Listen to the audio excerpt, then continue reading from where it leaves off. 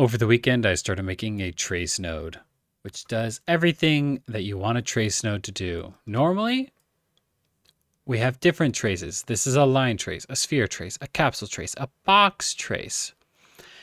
And they don't always have all the options you want. For instance, box trace lets you set the orientation, but not the capsule trace. Ugh. Now, there's an additional variant for all of these, which lets you change how you're tracing. So by channel, or by objects, or by profile. There's also the multi-line variant of each of these, or not multi-line, the multi-variant, which provides you with overlaps as well, every overlap until the blocking hit. And let's not forget, if you want to trace against a specific component, well, then you only have your line and sphere trace options. Yeah. Not to mention, what if you want to take an object that's in the game, like a specific mesh, and you want to trace its shape? You can't.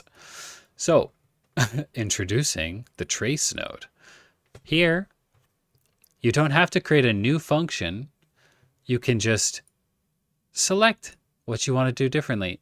Right here, now we're searching by objects instead of channel. You want to do profile? We got profile. Oh, also, profile now has a drop down of all of the options. Over here, you just have to find the name on your own. Here, drop down. What else? Trace against. Oh, normally it's the world, but you can specify that you want to trace against a specific component. If you always want the trace to return in an array, you got it. It'll be empty if it doesn't hit. Multi-trace, just an option. If you want to batch the start locations or batch the end locations or both, or perhaps you want to trace using a direction and length, or from a list from start to finish, 1, 2, 3, 4. Yeah. Oh, did I mention, here we go, shape. As we change shape, all of the parameters change. We got radius, now we have half height. Because this is a capsule, you can change its orientation. Box, same thing, half size orientation. Oh, but you can also specify a primitive component that exists out in the world and just trace with its body profile. Or a static mesh at a specific scale.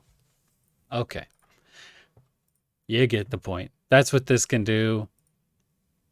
It's a trace node, but you don't have to make new ones, and it has all the options, and there are new combinations that previously weren't available.